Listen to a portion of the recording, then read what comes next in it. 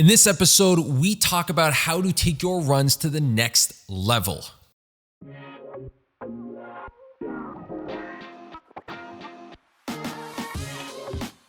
What is going on, everyone, and welcome to the 79th episode of the Foundation First Fitness Show with Bob Acko. And today we are going to be talking about 3 things that I think will drastically help you improve your runs and really just take your runs to the next level. Over the next couple of weeks, I think we're going to be talking a bit about some running stuff, some different things that we can do to really just try to improve those runs, different things that we can do in the weight room, outside of the weight room, off the track, what have you, just a bunch of different really important details that I think a lot of us overlook when it comes to the off track or off dryland type of training. So really excited to get this one out. This has been some stuff that I've been really thinking about, some different things that I've been really kind of like poking at and thinking that might help you guys really improve your runs. So enough of that. Let's get right into it. The first thing I think you should really start taking advantage of in 2020 is the landing mechanics. So what does landing mechanics really mean? It basically means the way your body kind of handles landing. So how does your knee align? How does your foot land? How does your hip control? What is going on as your foot hits the ground, and how is it absorbing all of that pressure? So what you really want to do with the landing mechanics and really understand how to train it is you want to be able to almost break down what is happening when your foot hits the ground. So if we look at the entire body as the foot hits the ground, essentially what's happening is we're trying to really propel ourselves forward into the next stride. So you want to be able to make sure that as your foot's hitting the ground, you're wasting as little energy as possible. You're not slowing yourself down, and you're really just trying to propel yourself into the next stride as effortlessly as possible. Remember that the more effort it takes to generate that single stride, the more you're going to be, the quicker you're going to fatigue, and that is going to drastically affect the time of your run. So what you really want to be focusing on is from starting to the top. So what you really want to look at is you want to look at your foot landing. So how's your foot posture? Is your arch collapsing? Are you not able to stabilize your foot? Then moving up, how is your knee looking? Is your knee caving in? Usually one of the biggest problems is as people run, their knee caves in.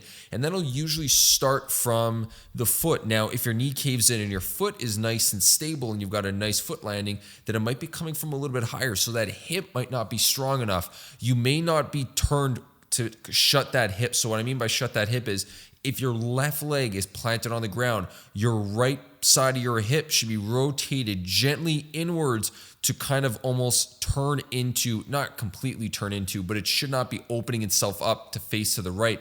It should be almost trying to point itself straight, if not even just ever so slightly to the left. What that's going to do is that's going to allow the appropriate muscles to be firing, and that's making sure that our hip isn't opening up, or we're not favoring it, or not on rotation and not favoring the wrong muscles when we are landing. So when it comes to landing mechanics, there's a couple of exercises that I really like doing.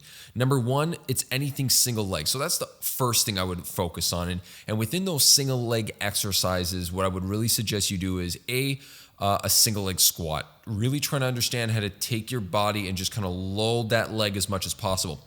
Overshooting the amount of stability that you have on that leg is going to really allow you to not lose anything when you're applying small increment amounts of pressure. Now, the reason why you want to overshoot it is that eventually as you run, your body fatigues. So as you fatigue, your body's not able to stabilize anymore, and you start kind of start chopping up. Your technique gets really choppy. So what you're going to do is you're going to load yourself on that single leg, really try improving that balance. So again, if you want to know where all these, I'm going to really put a good amount of exercises up. I'm going to put a little Instagram clip up for you guys to make sure you guys have a good understanding of what exercises I would recommend for each type of issue. Once you've really gotten down that single leg squat, the other one I would really like is a single leg deadlift. So basically straight leg, drop down, keeping that leg straight out. And it's essentially a great exercise to really start understanding hip mechanics. So really understanding how to balance yourself and stabilize on that single leg. The third exercise I really like is a Bulgarian split squat or rear foot elevated split squat. one of the great exercises for really challenging and loading up that single leg. It's going to really be able to put your body in a nice position where you're going to be taking a lot of stress off that back leg, but you're still going to gain some balance out of it and really load up that single leg and really be able to pack on some of the weight. So you're going to be able to really challenge the strength level of that leg.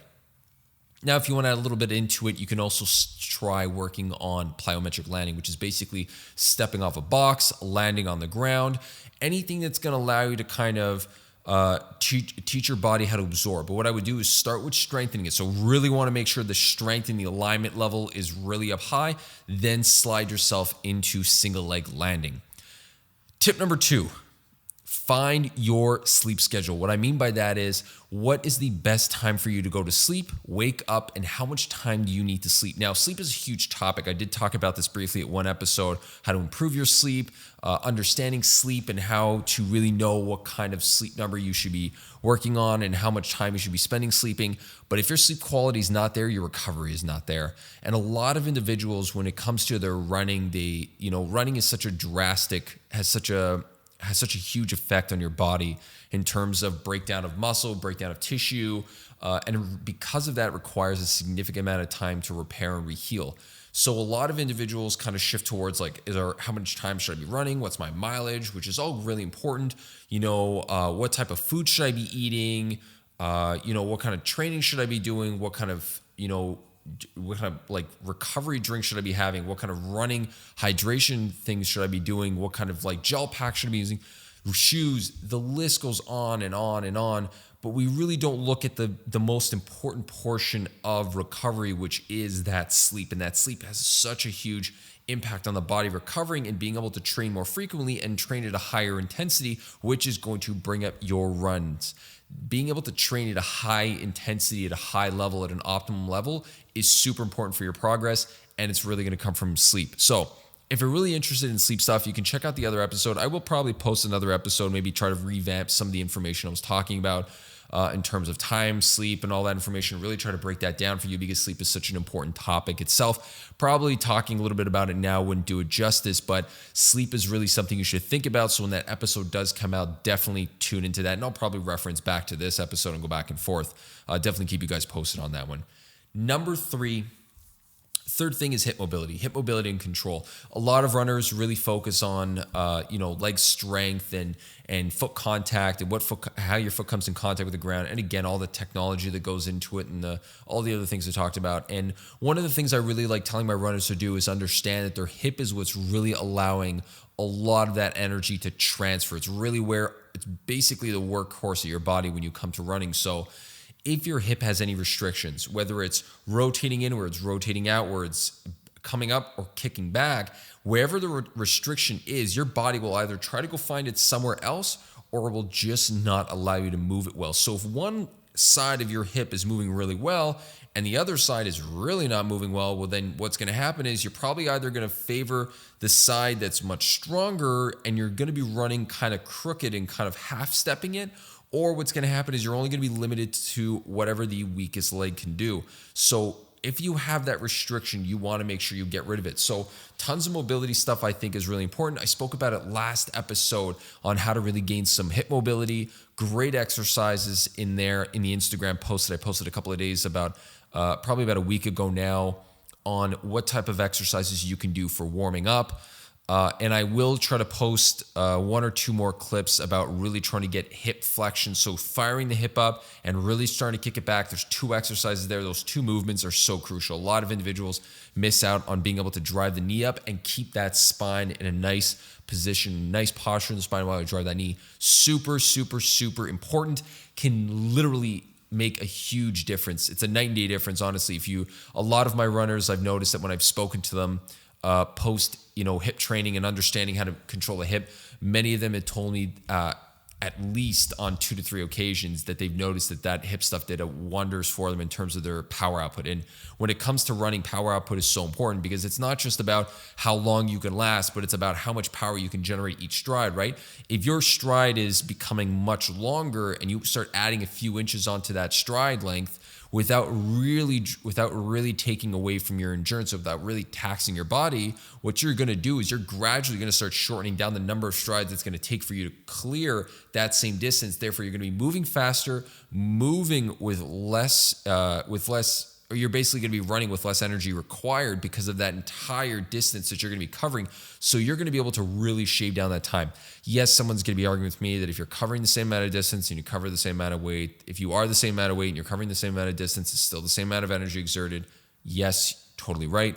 I think the point I'm trying to make is that if you're going to be moving, taking longer strides, and it's going to be not taxing you as much, to take that same stride, you're going to be moving a lot faster, and that's really the ultimate goal. So if you want to shave down the time, pick up the hip mobility, pick up the control of the hip over that wider range, that's going to drastically improve the stride length. So putting all those three together, those three tips, I am sure that if in 2020 you can apply those three tips, you will see drastic improvements in your runs.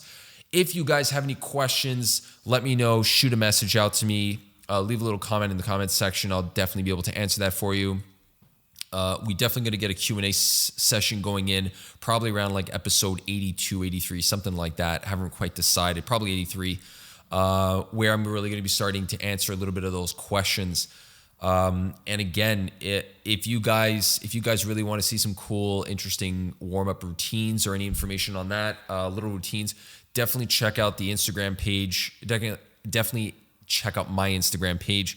I will be doing something specifically with Own Performance, which is the company that I run here with my sister. We are going to be putting together a little, kind of like these template workouts, so people can come and grab the workouts that they need for running and get going with them, or any other sport that you're going to be training, basic routine, warm-up routines and stuff like that. Some kind of PDF printables. We're going to be putting that on our community section of our webpage that will be coming out shortly. We're going to be rolling it out in the next couple of months, but in the next couple of weeks, hopefully not more than a month, and really start pushing the amount of content we're going to be producing, especially on our webpage, just to really start helping people that are in the community, or for those of you who are watching the show or listening to this on the podcast, get some information on what to do in the weight room that'll really start changing your game.